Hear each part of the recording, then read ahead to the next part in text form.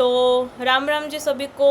अब हम कर रहे हैं बहुत ज़्यादा इम्पोर्टेंट कंसेप्ट, सेल टाइप क्या है टिश्यू में और उन सेल टाइप का फंक्शन क्या है। हम ये कंसेप्ट कर रहे हैं कि हम कौन से सेल टाइप को पढ़ रहे हैं और पर्टिकुलर सेल टाइप का होगा फंक्शन क्या होगा। देखो, अगर कभी भी एग्ज़ाम में चाहे एमसीक्यू हो, चाहे स्टेटमेंट हो, चाहे असर्शन रीज़न हो, सबके लिए इम्पोर्टेंट है, ठीक है।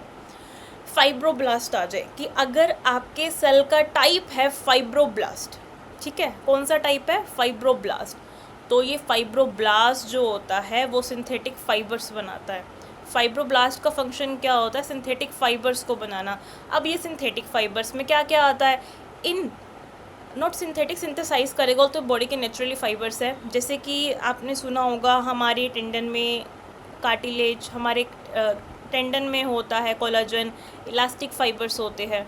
इसके अलावा जब हम बात करते हैं मैक्रोफेजिस की, आपको याद है मैक्रोफेजिस जो मोनोसाइट होता है, मोनोसाइट ही जब बड़ा हो जाता है वो मैक्रोफेज बन जाता है। अब ये करता क्या है? यही मैक्रोफेज जब बड़ा रूप है मोनोसाइट का, ये क्या करेगा? जो भी हमारी बॉडी के अंदर खतरनाक बैक्टीरिया है या फिर बची कुटी सेल बॉडीज है, डेब्रिस, डेब्रिस का मतलब होता है खराब मटेरियल है, ठीक है। जो भी हमारी बॉडी के अंदर सेल डेब्रिस है, बच्चा मतलब कूड़ा है, डेब्रिस मतलब कूड़ा है, उसको खा जाएगा। अब मुझे एक बात बताओ, अगर असर्शन रीज़न आ गया हमारे पास, ठीक है, क्या असर्शन रीज़न आ गया? क्या मैक्रोफेज, बहुत इंपॉर्टेंट क्वेश्चन है और ध्यान से सुनने वाला क्वेश्चन है, बहुत ज़्यादा इंपॉर्टेंट क्वेश्चन है ये। क्या मैक्रोफेज बॉडी क्लीनिजिंग भी कर रहा है? आप बोलोगे सर्शन तो सही है, बॉडी क्लीन कर रहा है। रीज़न कैसे कर रहा है? बाय ईटिंग, खा के, किसको खा के? कूड़ा को खा के। कूड़ा मतलब डेब्रिस को खा के, खराब मटेरियल को खा के, खतरनाक बैक्टीरिया को खा के, खतरनाक ऑर्गेनिजम्स को खा के। तो मैक्रोफेज का फंक्शन क्या है आपको क्लियर हो गया। अब मास्ट सेल क्या करते हैं? मास्ट सेल जो होते हैं वो हिस्टामिन नाम का केमिकल रिलीज़ करते हैं, साथ में हिपैरिन नाम का केमिकल रिलीज़ करते हैं। अब आप मुझे कमेंट करके बताओगे कि हिपैरिन का फंक्शन क्या होता है। आप सब मुझे कमेंट करोगे और कमेंट करके बताओगे what is the function of heparin. तो जो हिपैरिन होता है वो एंटी कोगुलेंट होता है, ठीक है। जो हिपैरिन होता है, हिपैरिन क्या होता है? हिपैरिन एंटी कोगुलेंट होता है, ठीक है। और यहाँ पे एक और केमिकल है हिस्टामिन, ये वैसोडाइलेटर होता है। ये मैंने कल की क्लास में भी डिस्कस किया है आप सबसे। जो हिपैरिन होता है वो हमारे ब्लड के कौन से सेल्स के काम को, कार्य को रोक देता है? हिपैरिन हमारे खून में कौन से सेल्स होते हैं जिनके ये कार्य को रोक देता है? जल्दी से आप मुझे कमेंट करके बताएंगे। कर दिया सबने कमेंट? Well done. तो किसके कार्य को रोक देता है ये? हिपैरिन जो होता है वो, हाँ जी, किसके कार्य को रोकता है? बोल के भी बताओ।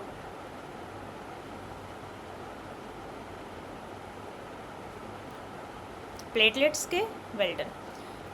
हिस्टामिन का फंक्शन याद करना है। हिस्टामिन जो होता है वो वैसोडाइलेटर होता है। हमारे पास ब्लड वेसल्स है, ब्लड वेसल को डायलेट कर देगा, उनका एरिया बढ़ा देगा, ठीक है।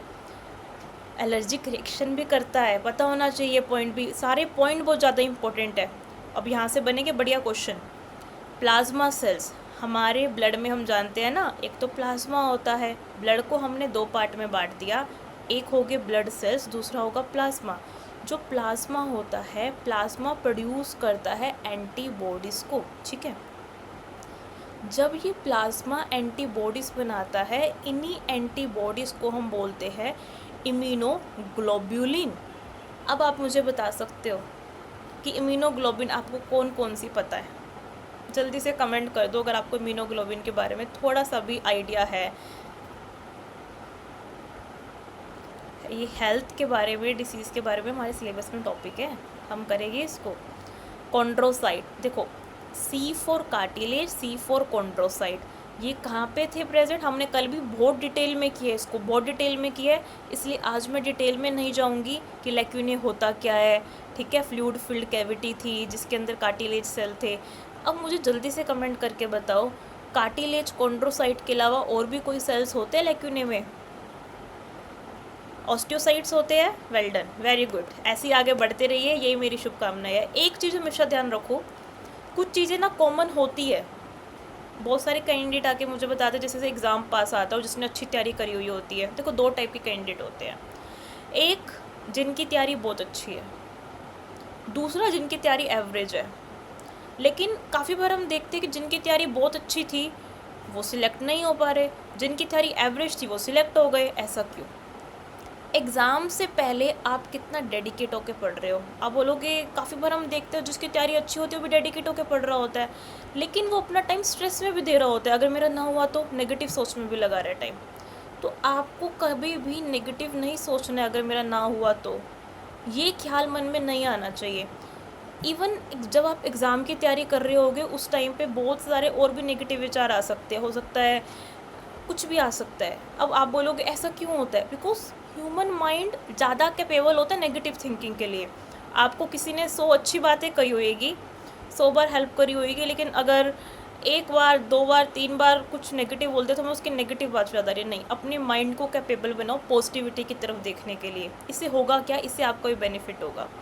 जितना पॉजिटिविटी देखोगे उतने ज़्यादा हैप्पी हार्मोन्स आप में रिलीज़ होंगे। उससे क्या होगा? हैप्पी हार्मोन रिलीज़ होने से डोपामिन लेवल बढ़ रहा है। डोपामिन आपको याद है न्यूरोट्रांसमीटर होता है, मतलब नर्व अच्छे से काम करेगी, ब्रेन के साथ ज़्यादा अच्छे से काम करेगी। इसलिए जो लोग पॉजिटिव सोचते हैं, पॉजिटिव सोचना, दूसरों के लिए भी पॉजिटिव सोचना, और लाइफ के लिए भी, मतलब लाइफ को लेके भी पॉजिटिव थिंकिंग रखना। देखो सेट तो हो ही जाओगे, बढ़िया लेवल के सेट हो जाओगे, उसमें कोई दो राय नहीं है। अगर मेहनत करोगे तो कहीं ना कहीं तो बढ़िया जगह सिलेक्शन होगा ही सही, 100% होगा। मेन चीज़ है लाइफ को लेके नजरिया, वो पॉजिटिव होना चाहिए, क्योंकि वो लाइफ टाइम काम आएगा। हम जिनके साथ भी जुड़ेंगे, चाहे वो रिलेशन चाहे पर्सनल है चाहे प्रोफेशनल है, वो भी खुश रहेगी हमारे साथ। लाइफ को लेके पॉजिटिव हो। साइंटिफिक रीज़न क्या है? डोपामिन रिलीज होगा, न्यूरोट्रांसमीटर, अपने आप ही जल्दी चीज़ें याद होएगी। याद करना, पढ़ाई तो मुश्किल फिर लगेगी ही नहीं। और जल्दी एक हैबिट डालो, अपने आप जल्दी याद कब होगा? जब खुश रहोगे, क्योंकि स्ट्रेस हार्मोन कम हो जाएगा ना। अब देखो, अगर ये कंसेप्ट आपको अच्छे से याद हो गए तो यहाँ से क्वेश्चन आप देखना, आप PYQs में कितने भर भर के क्वेश्चंस है। इवन आप हर एक एग्ज़ाम्स में देखो, और भी बहुत सारे एग्ज़ाम्स को देखो आप, इम्पॉर्टेंट टॉपिक है ये।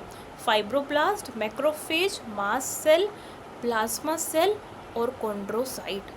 ठीक है, हमने ये कुछ टाइप के सेल्स को कर लिया। दोबारा से सुनिए, हमने कौन कौन से सेल को करा। फाइब्रोब्लास्ट जो होते हैं वो फाइबर बना रहे हैं, मैक्रोफेज खा रहे हैं, मास्ट सेल मस्त रह रहे हैं। ज़िंदगी में कहते हैं मस्त रहेंगे, हमें कोई डांटे मारे हम तो हिस्टामिन रिलीज़ करेंगे, हम तो एंटीकोगुलेंट वाला हेपेरिन रिलीज़ करेंगे। प्लाज्मा सेल एंटीबॉडीज़ बनाएंगे। कॉन्ड्रोसाइट कार्टिलेज वाले सेल्स होते हैं, मस्ट प्रेजेंट होते हैं लैक्यूने में। बढ़ते हैं नेक्स्ट इंपॉर्टेंट पॉइंट्स पे, इंपॉर्टेंट सेल टाइप पे। अब अगर मैं MCQ देती तो कम MCQ पाते, इन पॉइंट से क्या होगा? ज़्यादा कंसेप्ट्स कवर हो जाएंगे, मतलब बहुत सारे MCQ कवर हो जाएगी एक स्लाइड में। ओस्टियोब्लास्ट जो होता है, B मतलब ब्लास्ट, ठीक है, और यहाँ पे B का मतलब और क्या है? Build. B meaning blast, B meaning build, जो बनाए, ठीक है, बनाना बोल दो आप, बनाना, बिल्डअप करे। तो जो सेल्स बोन की फॉर्मेशन करते हैं, हमारे पास हड्डी है, कितनी हड्डियाँ है? 206। तो 206 हड्डियों को बनाना, कुछ उनकी ग्रोथ भी करानी है ना। छोटे बच्चा है, वो बड़ा हो रहा है, उसकी ग्रोथ भी करानी है। ओस्टियोब्लास्ट बोलते हैं चिंता नहीं करने का, मैं हूँ ना, मैं मस्त बोन की फॉर्मेशन कराऊंगा, मैट्रिक्स को बिल्ड कराऊंगा। और बोन के अंदर जो मैट्रिक्स होता है, हमारे पास बोन है, बोन के अंदर जो मैट्रिक्स है, उस मैट्रिक्स को हम बोलते हैं ओस्टियोइड। ये जो ओस्टियोइड वर्ड है ना, बहुत काम का वर्ड है। अगर भूल जाओ कोई दिक्कत नहीं है, आप याद रख लो। पूरी साइंस में जो OSTE वर्ड है ना, ओस्टियोलॉजी, हड्डियों की स्टडी करना, ओस्टियोसाइट हड्डियों, ओस्टियो वर्ड ही हड्डी के लिए आया है। हड्डी कहती है मुझे ओस्टियो से बहुत प्यार है, मेरे को ये वर्ड परमानेंट दे दो, मुझे ये टैग के साथ दे दो। ओस्टियोक्लास्ट जो बोन का रीएब्जॉर्प्शन कराए, ठीक है, जो ओल्ड मैट्रिक्स होता है उसको डिस्ट्रॉय करते हैं, ठीक है, उस चीज़ को हम बोलते हैं ओस्टियोक्लास्ट। जो बोन का रीअब्जॉर्प्शन, रीजॉर्प्शन का मतलब एक टाइप से क्या है, हमारे पास जो हड्डी है उसके अंदर जो केमिकल्स है उस केमिकल्स को कम कराए। आप मुझे बता सकते हो ओस्टियोक्लास्ट ऐसा क्या रिलीज करते हैं जिसके कारण बोन डिस्ट्रॉय होती है, बोन के अंदर का मैट्रिक्स डिस्ट्रॉय होता है। ओस्टियोक्लास्ट ऐसा क्या रिलीज करते हैं? क्या आप मुझे बता सकते हो कि ओस्टियोक्लास्ट ऐसा क्या रिलीज करते हैं?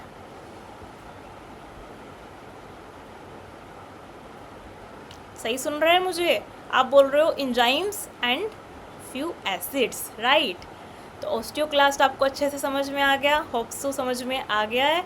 नहीं आया तो आप बता दीजिए, मैं इस टॉपिक को दोबारा एक्सप्लेन कर दूंगी। और देखो, दोबारा एक्सप्लेन करने से पहले मैं ये कहूँगी कि आप इसे पहले वाला लेक्चर देखिए, मैंने बहुत डिटेल में एक्सप्लेन किया ओस्टियोक्लास्ट को, किस तरीके से एंजाइम एसिड रिलीज हो रहा है, कैसे जो है ओल्ड बोन डिस्ट्रॉय हो रही है इवन। और छोड़िए, इतनी बड़ी एक्सप्लेनेशन दी है इसके पहले वाले लेक्चर में कि पैराथॉर्मन जो है, पैराथायरॉयड जो हार्मोन है, एक्चुअली पैराथायरॉयड ग्लैंड होता है थायरॉयड ग्लैंड के पास में, जो पैराथायरॉयड ग्लैंड है और साथ में कैल्सिटोनिन हार्मोन है, वो कैसे रेगुलेट करते हैं ओस्टियोक्लास्ट के एक्शन को, वो तक बात बताई है। मतलब टिश्यू को जितना हो सकता है ह्यूमन फिजियोलॉजी से रिलेट करा है। कहने में इस चैप्टर का नाम आपको टिश्यू लग रहा है, बट टिश्यू को क्यों मैं इतना डिटेल में पढ़ा रही हूँ, ताकि ह्यूमन फिजियोलॉजी को आप समझ सको।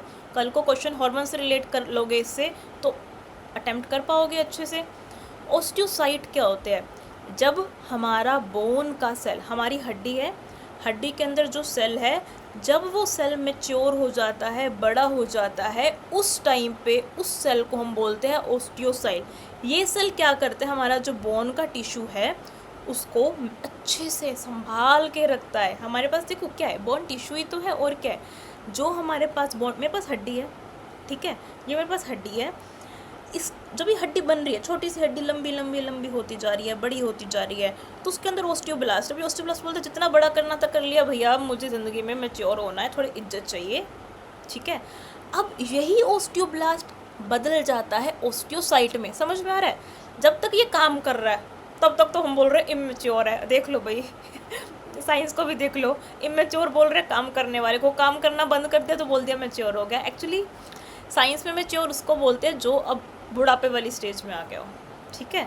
अब जिसने डिफ्रेंशिएशन करना कम कर दिया हो, डिफ्रेंशिएशन ये बायो की टर्म भी होती है, तो मैथ्स में भी हम डिफ्रेंशिएशन करते हैं, 3x² का डिफ्रेंशिएशन 6x, तो ये वो वाला डिफ्रेंशिएशन नहीं है, यहाँ पे डिवीज़न कैपेसिटी को रोक देने वाला डिफ्रेंशिएशन है। डिफ्रेंशिएशन बायो और मैथ्स दोनों में है, बट दोनों में ही बहुत ही गहरा डीप मीनिंग अलग है। न्यूरॉन क्या होते हैं? इस वक्त आप बढ़िया तरीके से लेक्चर अटैम्प्ट कर रहे हो, एग्ज़ाम के लिए इंपॉर्टेंट पॉइंट नोट कर रहे हो, अब एग्ज़ाम के लिए इंपॉर्टेंट बातें आपके एग्ज़ाम माइंड में फिट हो रही है, तो ये कैसे जा रही है? आपने तो सिर्फ सुना, तो जो ईयर आपने जब सुना, मेरी बात को आपने सुना, वो ईयर से होते हुए नर्व इम्पल्स ब्रेन तक गई। तो ये न्यूरॉन क्या है? न्यूरॉन जो होता है वो स्ट्रक्चर और फंक्शनल यूनिट होता है ऑफ आप मुझे बताओगे, कमेंट कर दो जल्दी से। न्यूरॉन स्ट्रक्चर और फंक्शनल यूनिट किसकी है? ऑफ। सही सुन रहे हैं मुझे? Nervous system. Well done, well done. तो कंडक्ट करता है ये नर्व इम्पल्स, जो स्ट्रक्चरल यूनिट है। अब ये न्यूरोग्लिया क्या होते हैं? सुनो, न्यूरॉन जो होता है उसके अंदर से जाती है इलेक्ट्रिकल इम्पल्स, बिजली। देख लो, न्यूरॉन कोई छोटी मोटी चीज़ नहीं है।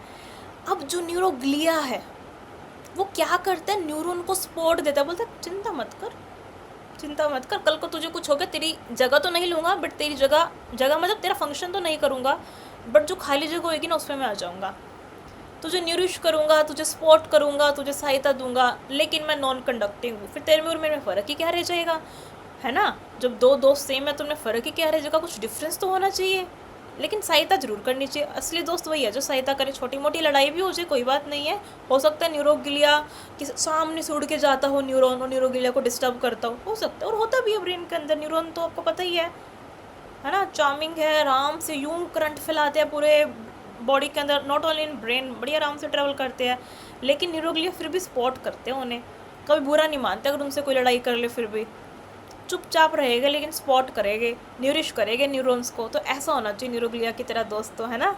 अब याद रहेगा, अब नहीं भूलोगे कभी भी। मेन चीज़ क्या है? याद रहना, कंसेप्ट का क्लियरेंस होना, फिर चाहे कितना हाई लेवल का क्वेश्चन आ जाए हम कर सकते हैं उस क्वेश्चन को, है ना। तो यही मेरी शुभकामनाएं हैं। देखो, सेट तो 100% हो गए, आज जो मेहनत कर रहे हो उसका फल 100% मिलेगा। अब नहीं मिलेगा तो कल मिल जाएगा, बट 100% मिलेगा। मेन चीज़ है लाइफ को लेके नज़रिया कैसा है। अभी मैं न्यूज़ देख रही थी कि मतलब मुझे बहुत बुरा लगता है कि रीनीट से पहले एक बच्ची ने सुसाइड कर ली। जब मैं हर साल सुसाइड के केस देखती हूँ ना, 18-19 साल के बच्चे, उससे भी कम एज के बच्चे इवन सुसाइड कर लेते हैं, जहाँ यूपीएससी के टाइम पे बच्चे कर रहे हैं। तो मैं देखती हूँ कि कोई डॉक्टर बनने की प्रिपरेशन कर रहा है, अगर वो खुद को नहीं बचा पा रहा तो एक मरीज को कैसे बचाएगा। तो यहाँ से स्ट्रॉन्ग होना बहुत ज़रूरी है। Failure is not the end of the world. अगर हम एक फेलियर को सोच रहे वर्ल्ड का एंड हो गया, फिर तो मतलब क्या ही होगा। देखो, नेगेटिव थिंकिंग आती है, कोई बड़ी बात नहीं है, इट्स वेरी नॉर्मल। मेरा जेआरएफ पहली बार में नहीं हुआ था, चौथी बार में हुआ। मैं पहली बार ऐसे हो गई थी कि मेरा ओनली 0.2% से रहा, परसेंटाइल से रहा, बहुत छोटी बात थी, मतलब एक क्वेश्चन से भी नहीं रहा। नेक्स्ट टाइम बहुत कम नंबर हो गए, मैं और ये क्या हो गया फिर। लेकिन एक टाइम ऐसा है कि बहुत अच्छे रैंक से हो गया, बहुत बढ़िया मार्क्स से हो गया। हार मत मानो, हो जाएगा। हाँ, एस्टेट मेरा पहली बार में हो गया था क्योंकि मैं जेआरएफ लेवल का बहुत हाई लेवल का पढ़ा हुआ था। ऐसे ही मेरा एक बार का बाबा एटॉमिक रिसर्च सेंटर का था, तो उसमें मुझे 100% था। ये साइंटिस्ट तो वैसे बन ही गई, मेरा पेपर क्लियर, सब क्लियर, लेकिन वो एट लास्ट नहीं हो पाया। आज मैं सोचती हूँ शायद कुछ अच्छे के लिए था, उस वक्त नहीं हुआ। बहुत अच्छा हुआ कि नहीं हुआ, क्योंकि आज जो मैं रिसर्च कर रही हूँ वो शायद वहाँ पे जाती तो नहीं कर पाती। आज मैं बहुत अपने आप को ब्लेस फील करती हूँ कि बहुत अच्छी बात है नहीं हुआ तब मेरा बाबा एटॉमिक रिसर्च सेंटर में एज ए साइंटिस्ट।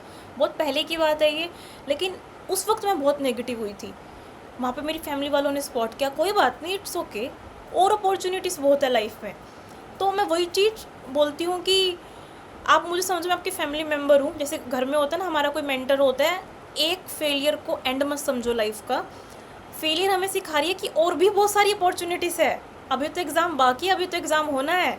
खुद को समझो कि अगर मैं मेहनत कर रहा हूँ मुझे फल मिलेगा ही मिलेगा। हम जो पढ़ रहे हैं, देखो लाइफ के अंदर हमारे सेल्स टिश्यू भी ऐसे ही रेंज है। सेल्स टिश्यू में कोऑर्डिनेशन देखो कितना प्यारा है।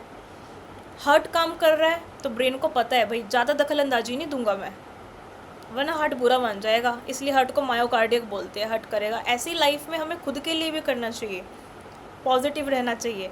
तो अब हम एक बार देखो, टिश्यू और मैट्रिक्स दोनों है इसके अंदर, और उसके कुछ इंपॉर्टेंट पॉइंट है। एरोलर टिश्यू, एरोलर आपको पता है सीटी है, सीटी कौन सी सीटी, कनेक्टिव टिश्यू वाली सीटी, ठीक है। सीटी जो वो नहीं जो मुंह से बजाते हैं, एरोलर कनेक्टिव टिश्यू।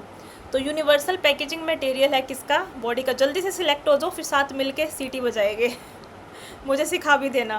तो areolar connective tissue universal packing material है। देखो क्या होता है हमारी बॉडी में, सब ऑर्गन्स के ऊपर, मैंने बहुत डिटेल में पढ़ाया इसलिए मैं बहुत ज़्यादा डिटेल में नहीं जाऊँगी। अब पहले वाले लेक्चर देखना, आपको समझ में आ जाएगा कैसे ऑर्गन्स के ऊपर है, खाली जगह पे है। इवन ये भी बताया है कौन सा मटेरियल है, कोलाजन है, लूज़ है, या कैसा है, डेंस है, कैसा है। एरोलर में लूज़ है या डेंस है, अगर एमसीक्यू आ गया। एरोलर कनेक्टिव टिश्यू में कैसा होता है, लूज़ होता है या डेंस होता है, तो लूज़ होता है, ठीक है। तो एडिपोज टिश्यू की हम बात करें, एडिपोज कनेक्टिव टिश्यू की, तो ये फैट स्टोरेज करता है ना, फैट को अपने अंदर बढ़िया फैट डिपॉजिट करके रखेगा, स्टोर करके रखेगा। इंसुलेशन का मतलब समझते हो आप, what do you mean by the word insulation. बाहर के इन्वायरमेंट, बाहर के टेम्परेचर से इंसुलेटर करना, अंदर मत जाने देना। जैसे हम बोलते हैं ना कंडक्टर है, जहाँ से कंडक्टर वो होते हैं जहाँ से बिजली चली जाए, अलाउ करे, इंसुलेटर अलाउ ना करे। एडिपोज टिश्यू बोलता है no no no no no, बाहर के टेम्परेचर से हम अंदर का टेम्परेचर नहीं गड़बड़ाने देंगे, थर्मल रेगुलेशन करेंगे, शॉक को हम नहीं जाने देंगे। मैंने ये पॉइंट पहले भी डिस्कस किया है, और बहुत इंपॉर्टेंट पॉइंट है, रिप्रोडक्शन से जो बन सकता है, रिप्रोडक्शन हमारी जो पूरा चैप्टर है वहाँ से जो बन सकता है, कि एडिपोज जो कनेक्टिव टिश्यू होता है ये फीमेल्स में ज़्यादा होता है as comparison to male. Females में ज़्यादा क्यों होता है, बिकॉज फीमेल को एक न्यू जनरेशन को बर्थ देना है, एक नए ऑफस्प्रिंग को जन्म देना है। अब जब वो ऑफस्प्रिंग 9 मंथ्स तक अप्रोक्स, जो ह्यूमंस में प्रेगनेंसी पीरियड होता है, प्रेगनेंसी पीरियड को और क्या बोलते हैं, इंपॉर्टेंट क्वेश्चन है, गेस्टेशन पीरियड। गेस्टेशन हर लैंग्वेज में सेम ही बोलते हैं, हिंदी इंग्लिश उर्दू पंजाबी गेस्टेशन ही बोलते हैं। उस टाइम पे तो जो बच्चा है वो माँ की बॉडी में है, तो उसको बाहर के इन्वायरमेंट से बचाने के लिए, बाहर के, मान लो कि शौक लगा मदर को, तो भाई बच्चे को नहीं जाना चाहिए, तो बच्चा सेफ है क्योंकि मदर में एडिपोज टिश्यू है। तो एडिपोज टिश्यू की बहुत ही इंपॉर्टेंस है, एक लिमिट तक होना ज़रूरी भी है। हाइलिन कार्टिलेज, याद है हाइलिन कार्टिलेज, ये बहुत इंपॉर्टेंट है। कहाँ था? हमारी विंड पाइप में। अब आप बोलोगे विंड पाइप तो कहीं लिखा नहीं है, किसको बोलते हैं विंड पाइप? विंड पाइप का दूसरा नाम क्या है? ट्रैकिया, ठीक है, ट्रैकिया। विंड पाइप में, विंड पाइप में किसमें? खासकर जो विंड पाइप में रिंग्स होती है, रिंग्स होती है, ट्रैकिया रिंग्स बोलते हैं, हमारी नोज की टिप पे और जो आर्टिकुलर सरफेस होते हैं उस पे, ठीक है। और जो क्या होते हैं, आर्टिकुलर सरफेस होते हैं, उस पे जो क्या प्रेजेंट होता है? हाइलिन कार्टिलेज प्रेजेंट होता है। कहाँ कहाँ प्रेजेंट होता है? ट्रैकिया की रिंग्स पे, नोज की टिप पे, और जो आर्टिकुलर सरफेस रिब्स में है, पसलियों में। बचपन में सुना होगा ना, कई बोलते थे, देखो हमारी, हम वाली एज के जो जनरेशन्स के पेरेंट हैं वो तो बहुत सॉफ्ट है अपने बच्चों के साथ, लेकिन जो हमारे पेरेंट्स होते थे वो क्या बोलते थे? अगर नहीं पढ़े तो हड्डी पसली एक कर दी जाएगी, अगर ये काम नहीं किया तो हड्डी पसली, पसली मतलब रिब्स। अब तो पेरेंट्स ऐसे नहीं बोलते, कितने प्यार से बोलते हैं ना, बेटा कर लेना, बेटा पढ़ लेना। और तो मेरे पेरेंट्स ने भी ऐसे बहुत प्यार से बोला है, लेकिन कुछ मेरे फ्रेंड्स बताते थे कि ऐसे हमसे ट्रीट किया जाता है। नहीं, मेरे पेरेंट्स बहुत सॉफ्ट रहे इस चीज़ में, बहुत प्यार से बोलने में। इलास्टिक कार्टिलेज, इलास्टिक कार्टिलेज कहाँ पे होता है? हमारे कान में, ईयर पिन्ना में, आउटर ईयर में। एपिग्लोटिस याद आ रहा है? ग्लोटिस के अपर वाला पार्ट, और हमारे कान से एक ट्यूब निकलती है, वो ट्यूब हमारे फेर्निक्स को जोड़ती है। उस ट्यूब को एक ना फील करो, कंसेप्ट को विजुलाइज करो, सोचो कि ट्यूब निकल रही है, उसको जोड़ रही है यूस्टेचियन ट्यूब। हड्डी तो नहीं हो सकती, वो हड्डी होएगी तो भाई हड्डी तो बड़ी सख्त होती है, हमें तो फ्लेक्सिबिलिटी चाहिए कि हाँ मैं ऐसे हो रही हूँ, मतलब फ्लेक्सिबिलिटी चाहिए, तो ज़रूरी है ना होना। यूस्टेचियन ट्यूब में कार्टिलेज होता है। इलास्टिसिटी थोड़ी ज़्यादा चाहिए, इलास्टिसिटी थोड़ी ज़्यादा चाहिए, कोई बात नहीं, है ना। हमारे भगवान जी ने, मदर नेचर ने कितना बढ़िया बनाया है, जहाँ पे ज़्यादा इलास्टिसिटी चाहिए जिस बॉडी के पार्ट में, उसमें डाल दो इलास्टिक कार्टिलेज। जिसमें इलास्टिसिटी थोड़ी कम चाहिए लेकिन बोन की तरह सख्त भी, रिजिड भी नहीं चाहिए, उसमें डाल दो क्या कहते हैं, हाइलिन कार्टिलेज। जिसके अंदर थोड़ा फाइबर लाइक चाहिए, उसमें डाल दो फाइब्रो कार्टिलेज। जैसे कि हमारी जो रीढ़ की हड्डी होती है, रीढ़ की हड्डी में टोटल कितनी हड्डियाँ होती है? जल्दी से कमेंट करेंगे, और सारे कमेंट करेंगे, कमेंट नहीं करेंगे तो पाप चढ़ेगा, जल्दी कमेंट कर दो। मजाक कर रही हूँ, सीरियस मत लेना। फाइब्रो कार्टिलेज, रीढ़ की हड्डी में 26 हड्डियाँ होती है, ठीक है, हम में 26 हड्डियाँ। तो हड्डी के बीच में जो होता है कार्टिलेज, हमारी एक हड्डी है, हमारी एक हड्डी के बाद जो दूसरी हड्डी होती है, ठीक है, हमारे पास एक हड्डी होती है, एक हड्डी के बाद जो दूसरी हड्डी होती है उसके बीच में कार्टिलेज होता है। तभी तुम अपनी रीढ़ की, आप सूर्य नमस्कार अगर करते हो, आप कितना ऐसे बेंड हो जाते हो, फॉरवर्ड बेंड हो जाते हो, क्यों हो रहे हो बेंड? क्योंकि फाइब्रो कार्टिलेज है। और ये भी आता है कि नॉर्मल एक एज के बाद हाइट नहीं बढ़ती है ना, एक्चुअली बोन्स की हाइट नहीं बढ़ती एक एज के बाद, लेकिन फिर भी आपने बहुत लोगों को सुना होगा कि नहीं हाइट बढ़ गई, हाइट बढ़ गई, 1 इंच 2 इंच 3 इंच 4 इंच तक बढ़ गई 20s के बाद भी। ऐसा क्यों पॉसिबल होता है कईयों के साथ? अगर वो इतनी स्ट्रेचिंग करके फाइब्रो को, कि फाइब्रो कार्टिलेज है, उसकी इलास्टिसिटी है कम, बोन से थोड़ी, हड्डी से तो ज़्यादा ही है ना, तो उसकी इलास्टिसिटी होने के कारण वो हाइट बढ़ जाती है, इसलिए जो स्ट्रेचिंग कर रहे हैं वो कर रहे हैं, तो वहाँ पे पॉसिबल है। हाँ, लेकिन हड्डी ही नहीं बढ़ेगी, ये मत समझना कि हड्डियाँ बढ़ेगी। एक एज के बाद क्या होता है, ये हम पढ़ेंगे कि हड्डी के अंदर प्रॉपर, उसके अंदर बोन, वो प्लेट्स आ जाती है, वो रुक जाती है, तब वो रुक जाती है। हाँ, वो ग्रोथ हार्मोन ज़्यादा हो जाता है तो एक्रोमीगली हो जाता है, वो हम ह्यूमन फिजियोलॉजी में अच्छे से करेंगे। तो बोन मैट्रिक्स, बोन है, हमारी हड्डी है, हमारी हड्डी के अंदर जो मैट्रिक्स होता है उसको हम क्या बोलते हैं? उसको हम बोलते हैं ओसिन। ओसिन केमिकल है ये, हाइड्रोक्सीएपेटाइट, जो कैल्शियम फॉस्फेट का मिलकर बनता है। अब लेक्चर देखना पहले वाला, इवन फॉर्मूला तक करवाया था ताकि केमिस्ट्री में भी हेल्प हो जाए। ये भी बताया था और बॉडी के किस पार्ट में होता है, याद है? और बॉडी के किस पार्ट में होता है? तो कार्टिलेज जो मैट्रिक्स होता है, मतलब हमारी जो कार्टिलेज होती है, हमारी कार्टिलेज के अंदर क्या होता है, कॉन्ड्रिन होता है, काफ़ी फर्म सा होता है, नो डाउट सॉफ्ट होता है, ग्लाइकोप्रोटीन होता है। बोलोगे म्यूकोप्रोटीन लिखा हुआ है, मैम ग्लाइकोप्रोटीन क्यों पढ़ा रहे हो? ग्लाइकोप्रोटीन को ही म्यूकोप्रोटीन बोलते हैं, ठीक है। ग्लाइकोप्रोटीन ही ऑप्शन में हो सकता है ग्लाइकोप्रोटीन आ जाए, चालू है एग्जामिनर, हो सकता है एक ऑप्शन ग्लूकोप्रोटीन दे दे, एक ऑप्शन म्यूकोप्रोटीन दे दे, एक ऑप्शन दे दे बोथ ए एंड बी, तो बोथ ए एंड बी आ जाएगा उस केस में। तो आपको अच्छे से क्लियर हो गया ये वाला। बहुत सारे एमसीक्यू बनते हैं। Areolar, adipose, hyaline, elastic, fibro cartilage, ये इलास्टिक कार्टिलेज काफ़ी इंपॉर्टेंट है, फाइब्रो कार्टिलेज, इनसे भी सबसे क्वेश्चन आए हुए हैं कभी ना कभी।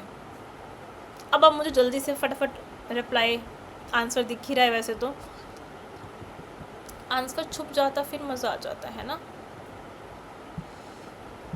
चलो कोई बात नहीं। ब्लड का मैट्रिक्स क्या कहलाता है, जल्दी से बताओ। मैट्रिक्स मतलब फ्लूइड वाला स्पेस, उसको बोलेंगे प्लाज्मा। अब ये ओसिन और ये सीरम,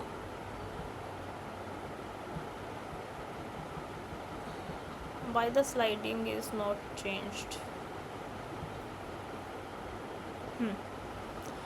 तो ब्लड के मैट्रिक्स को हम क्या बोल रहे हैं,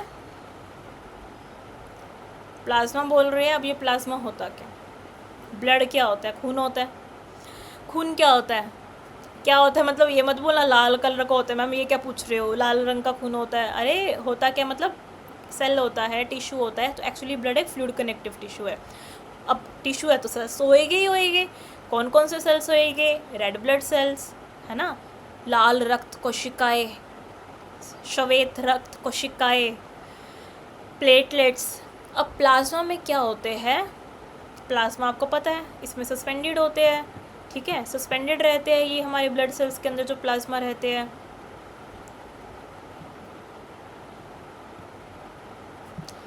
प्लाज्मा की अगर हम बात करें तो प्लाज्मा होता है येलो। एक्चुअली ना पेल येलो और येलो में फ़र्क क्या होता है, पेल येलो में ना थोड़ा क्रीमी शेड आ जाता है, not proper cream, not proper yellow, yellow से थोड़ा कम, क्रीम से थोड़ा ज़्यादा, उसको बोलते हैं पेल येलो, मतलब हल्का येलो। इसके अंदर अगर P for plasma, P for 55, 55 मतलब 55, 55 मतलब 55। अभी कुछ टाइम पहले बोल, तो आज के टाइम में मैंने देखा है कि इंग्लिश आनी कोई बड़ी बात नहीं है, बट हिंदी में तो इसमें काउंटिंग में भी कन्फ्यूज़न हो जाती है। तो 55 मतलब 55 हो गया कि P मतलब प्लाज्मा, प 55। अब आप कहोगे ये क्यों बता रहे हो, अरे एग्जामिनर में एग्ज़ाम क्वेश्चन में आ सकता है कि इसमें सेल्स का कितना परसेंटेज होता है और प्लाज्मा का कितना परसेंटेज होता है। तो 100 में से 2 चीज़ें होती है ब्लड में, एक तो प्लाज्मा और दूसरा फॉर्म्ड एलिमेंट्स जिसके अंदर ब्लड सेल्स वगैरह आ जाते हैं। तो प्लाज्मा रहता है 55, बचा हुआ कितना हो गया 45, फिर 45। तो ऐसे याद कर लेना, 55 बस याद रख लो। प्लाज्मा काफ़ी बार पूछा जा सकता है। प्लाज्मा में होते हैं कुछ कुछ प्रोटीन। प्रोटीन किससे मिलके बनते हैं, जल्दी से कमेंट कर दो।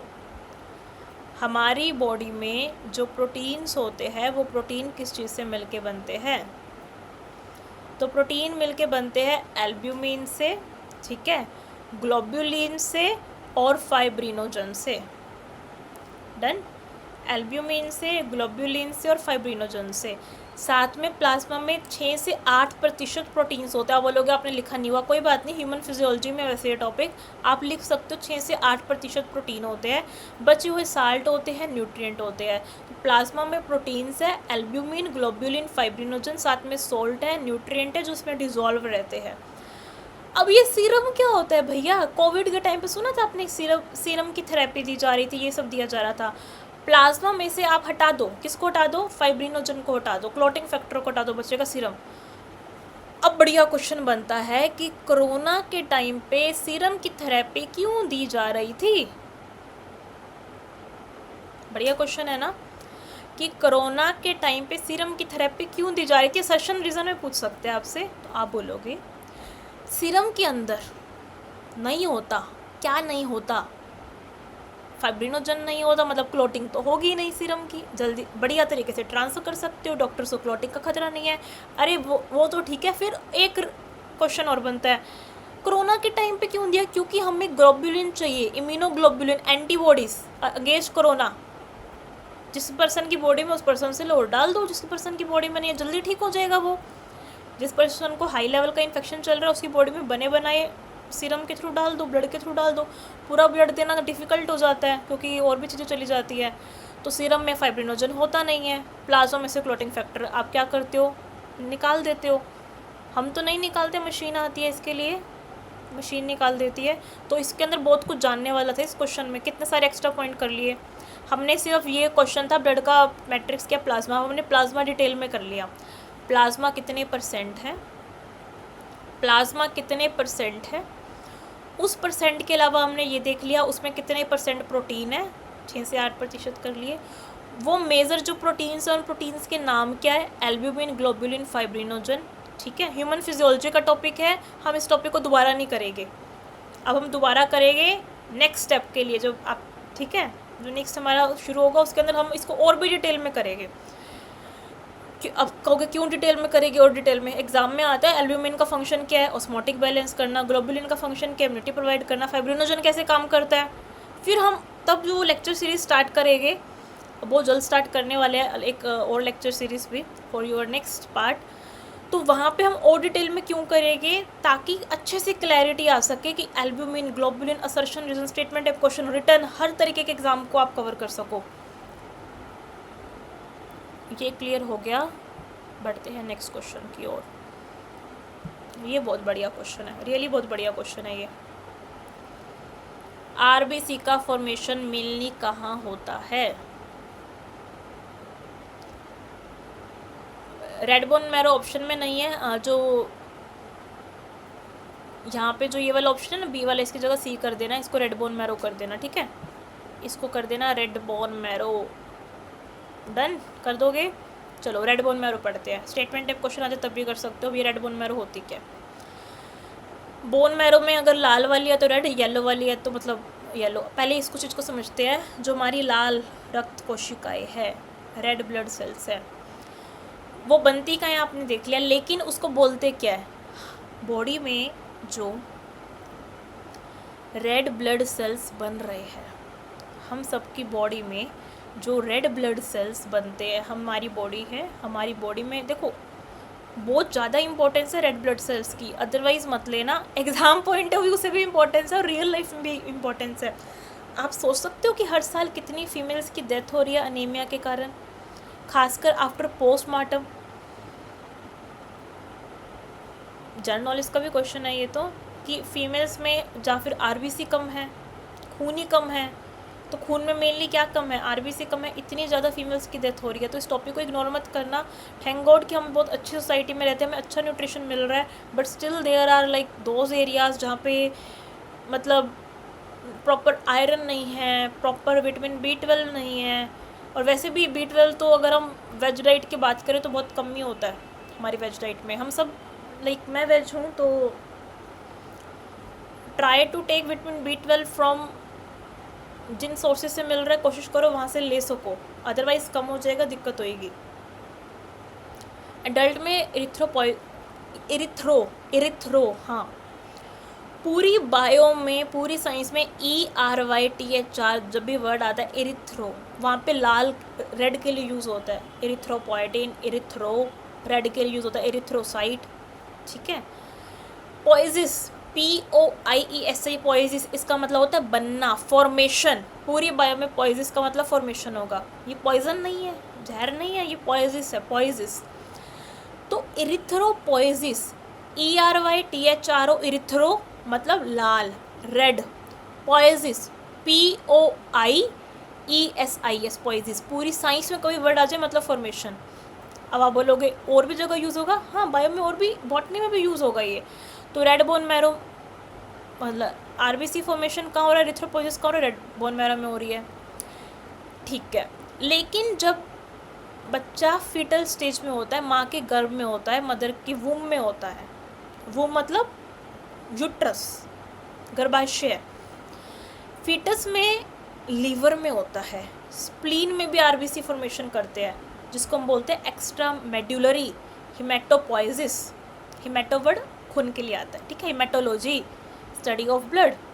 अब एम्स में पूरा एक अलग से डिपार्टमेंट होता है हिमेटोलॉजी का, हिमेटोपोइसिस। आरबीसी आरबीसी ऑक्सीजन का ट्रांसपोर्ट करते हैं। हम सबकी बॉडी में आरबीसी क्यों ज़रूरी है? अच्छा, क्यों मैं बोल रही थी कि आफ्टर पोस्ट क्या कहते हैं इसको, प्रेगनेंसी के बाद भी इवन फीमेल्स में कम हो जाता है। मैं आपको पोस्टमार्टम बोल रही थी, सॉरी फॉर डैट। एक्चुअली मुझे बोलना था पोस्ट प्रेगनेंसी। आफ्टर प्रेगनेंसी अब तो चलो बहुत हद तक इंडिया में काबू हो गया, बट स्टिल अभी भी जीरो नहीं है। पोस्ट प्रेगनेंसी में आरबीसी की कमी से फीमेल्स की डेथ होना अभी भी हो रहा है। आपने सुना होगा मदर मोर्टेलिटी रेट, माँ के मरने की दर अभी भी है, जीरो थोड़ी ना है, अभी भी होता है मदर मोर्टेलिटी रेट। तो जान के बहुत बुरा लगता है कि इतनी तरक्की करने के बावजूद भी हम उस चीज़ को जीरो नहीं कर पा रहे हैं। इतनी हमारे पास अच्छी फैसिलिटीज़ है, फिर भी जीरो पे तो नहीं आ पाए हम। और देखो, डेथ तो एक दिन सबकी होनी है, लेकिन एक जो होता है ना बे टाइम पे डेथ होना, वो गलत चीज़ है। फिर अब इतनी हाई लेवल की जो हेल्थ केयर सेक्टर में रिसर्च हो रही है, इतना जा रहा है, तो उसका बेनिफिट तभी होगा ना जब हम बे उम्र डेथ जो हो रही है, भाई एक मदर बन रहा है कोई 24 साल की उम्र में, ठीक है, उस टाइम पे क्योंकि ब्लड लॉस ज़्यादा हो गया उस कारण डेथ हो रही है उसकी, तो वो कोई उम्र थोड़ी ना थी उसमें। बच्चे की क्या गलती थी उसमें? तो जो हेमेटोलॉजी डिपार्टमेंट होता है, मैंने बोला हेमेटोलॉजी, जो ब्लड लॉजी स्टडी, वो इस चीज़ को ही कंट्रोल करता है, भाई ब्लड की स्टडी करेगा। तो हमारा ऑल तो डिपार्टमेंट्स जो अलग अलग वो यही चाहते हैं कि MMR मदर मोर्टेलिटी रेट है, इन सबको कम किया जा सके। बट उसके लिए ये भी पढ़ना ज़रूरी है कि ये सब होता क्या है। जब फीटस में है बच्चा, फीटस स्टेज में है, माँ के गर्भाशय में है, उस वक्त मदर वूम जिसको बोलते हैं, वूम लिवर और स्प्लीन में आरबीसी की फॉर्मेशन हो रही है, जिसको हम बोलते हैं extra medullary haematopoiesis. RBC oxygen transport करते हैं बिकॉज ऑफ हीमोग्लोबिन, इस चीज़ को ध्यान में रखना, ठीक है। आरबीसी क्या कर रहे हैं? ऑक्सीजन को ट्रांसपोर्ट करते हैं, किसके कारण? हीमोग्लोबिन के कारण। अभी हीमोग्लोबिन क्या होता है? हीम और ग्लोबिन, हीम जिसमें आयरन होता है, ग्लोबिन जो प्रोटीन होता है। हीम आयरन की कमी होगी तो हीम बेचारे का क्या होगा? हीम बेचारा नहीं जिंदा रहेगा तो ऑक्सीजन कैसे ट्रांसपोर्ट होगी? इसलिए ध्यान रखना है। खासकर आपने देखा होगा फीमेल्स में ज़्यादा प्रॉब्लम आती है आयरन की कमी की, हीमोग्लोबिन की। और फीमेल्स में इवन WHO बोलता है, अरे 12 है ना, तुम सही हो, 12 से 14 रख लो, सही है। मेल्स में थोड़ा ज़्यादा रहता है हीमोग्लोबिन, फीमेल्स में कम क्यों रहता है? अगर ये सर्शन रीज़न में क्वेश्चन आ जाए तो बिकॉज ऑफ मेंस्ट्रुअल साइकिल, ठीक है। मेच्योर आरबीसी जो होते हैं वो कैसे होते हैं? ए न्यूक्लिएट होते हैं। ए न्यूक्लिएट ये हमने पहले भी डिस्कस किया, हमने ये भी डिस्कस किया था कि मल्टी न्यूक्लिएट कौन है? ए न्यूक्लिएट जिसमें न्यूक्लियस एब्सेंट होता है। जब न्यूक्लियस एब्सेंट होता है, न्यूक्लियस नहीं होता, उस कंडीशन को हम बोलते हैं ए न्यूक्लिएट। डन? क्लियर हुआ आप सबको? तो एडल्ट में जो आरबीसी की फॉर्मेशन होती है वो कहाँ होती है? रेड बोन मैरो में होती है। लीवर में और स्प्लीन में कब होती है? जब बच्चा फीटल स्टेज में है, माँ के गर्भ में है। आपने देखा इस एक MCQ से कितने सारे MCQ बने गए, कितने सारे MCQ बने? आरबीसी का फॉर्मेशन कहाँ हो रहा है? आपने बोलते नॉर्मल हम सब में, रेड बोन मैरो में। अब देखो दूसरा क्वेश्चन, बच्चे में कहाँ होता है? स्प्लीन और लीवर में, ठीक है। तीसरा क्वेश्चन यहाँ से जो बनता है, एक्सप्लेनेशन से कितने सारे हमने क्वेश्चन करे। रेड ब्लड सेल के फॉर्मेशन को क्या बोलते हैं? तीसरा क्वेश्चन आप बोलोगे इरिथ्रोपोइसिस, ठीक है। हिमेटोलॉजी अपने पढ़ा, हिमेटोलॉजी क्या होता है? स्टडी ऑफ ब्लड, ठीक है। हिमेटोपोइसिस क्या होता है? पांचवा क्वेश्चन, फॉर्मेशन। लॉजी आ जाए तो स्टडी, पोइसिस आ जाए तो फॉर्मेशन, ठीक है। आरबीसी ऑक्सीजन ट्रांसपोर्ट करते हैं, छोटा क्वेश्चन, हाँ, किसके कारण करते हैं? हीमोग्लोबिन के कारण करते हैं। ए न्यूक्लिएट होते हैं आरबीसी, ठीक है। और क्वेश्चन बनता है ए न्यूक्लिएट होते हैं क्योंकि न्यूक्लियस नहीं होता। किस में नहीं होता? मैमल्स में नहीं होता। अब ये मैमल्स कौन होते हैं? एक और क्वेश्चन, ये हम करेंगे डिटेल में हमारे डाइवर्सिटी वाला जब हम यूनिट करेंगे कि मैमल्स कौन होते हैं, ठीक है। स्तनधारी जीव जिनका वार्म ब्लड होता है, सर पे बाल होते हैं, सर पे नहीं बॉडी पे हेयर्स होते हैं। प्लेटलेट का फंक्शन क्या है?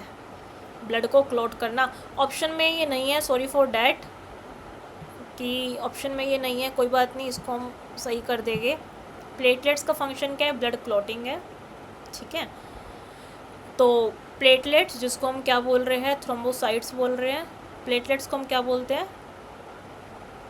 आरबीसी को क्या बोलते हैं, कमेंट करके बताना, साइंटिफिक नेम आरबीसी बना लो।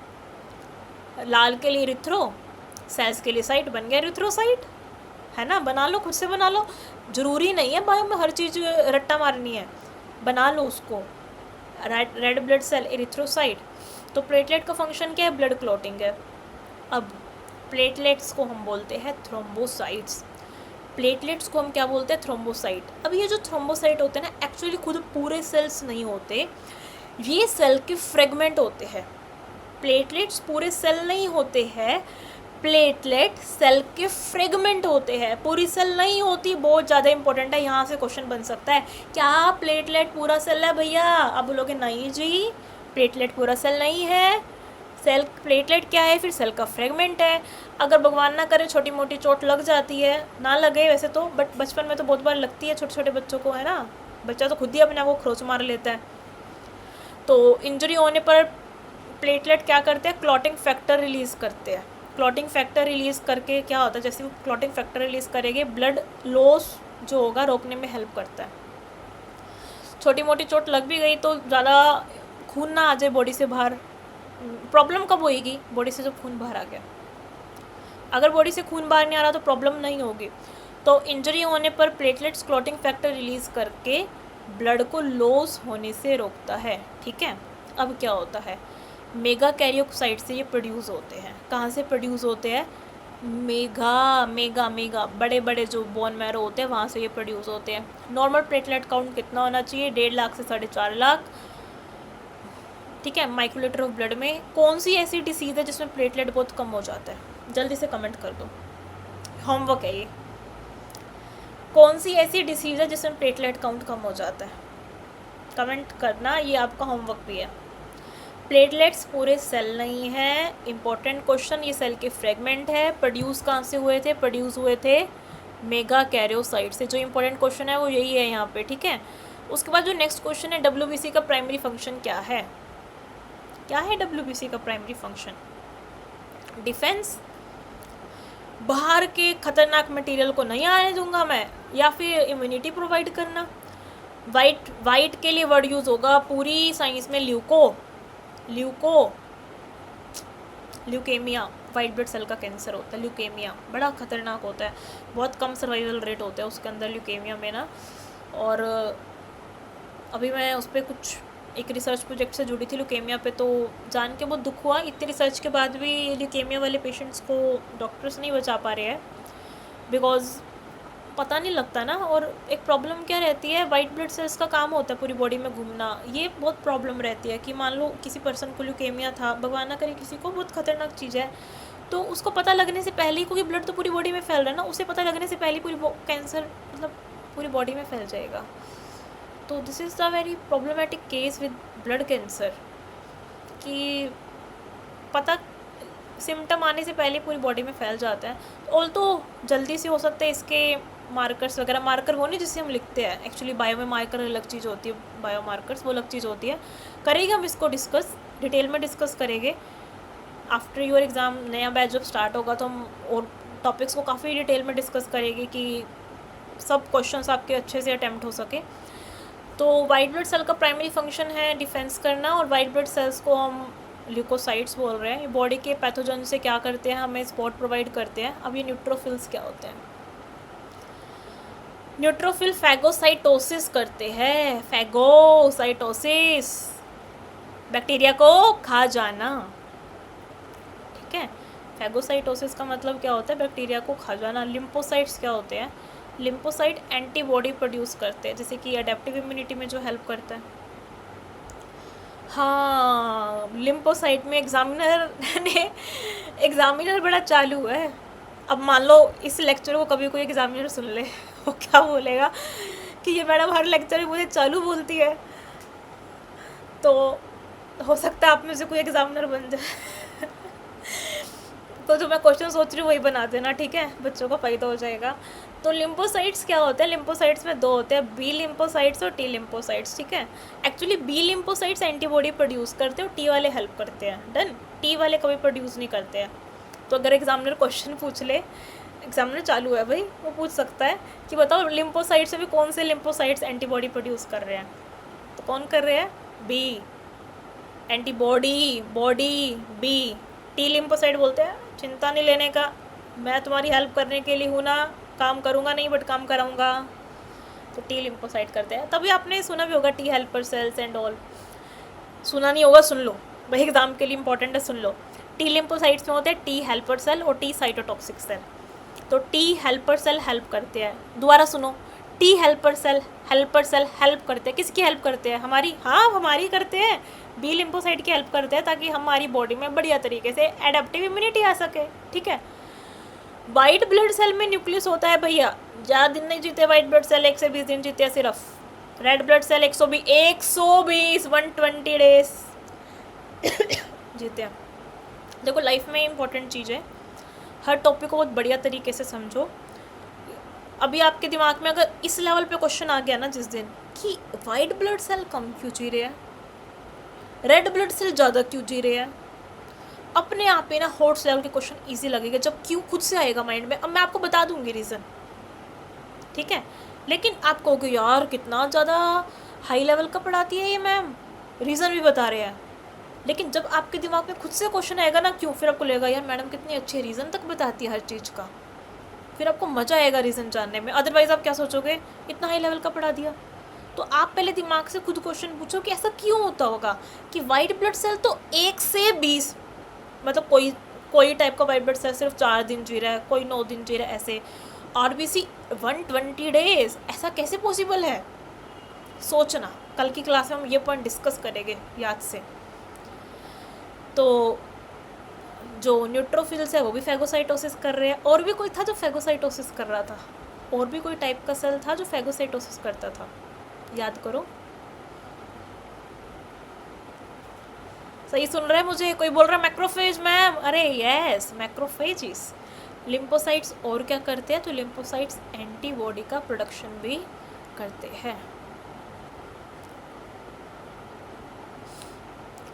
कार्टिलेज में ब्लड वेसल होते हैं क्या, नहीं होते, नहीं होते, नहीं होते। तो मैंने इवन पहले आपको इसमें कैनाल्स तक बताई है कल के लेक्चर में, हेवर्सियन कैनाल नहीं होती, याद है, थोड़ा याद करने की कोशिश करो, या फिर लेक्चर एक बार सुन लेना, उसमें डिटेल में बताया था कि हेवर्सियन कैनाल नहीं होती, ब्लड वेसल्स नहीं होते इसके अंदर। तो कार्टिलेज में ब्लड वेसल नहीं होते इसलिए एवस्कुलर होते हैं।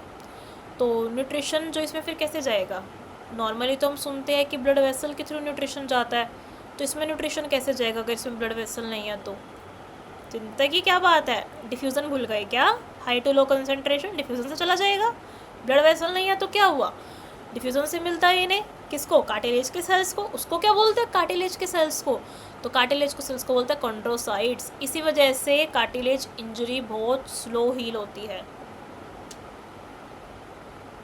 कार्टिलेज इंजरी बहुत स्लो हील होती है, ब्लड ही नहीं होता, ठीक है। कार्टिलेज को कॉन्ड्रोसाइट बोलते हैं जो लेक्यूने में रहते हैं।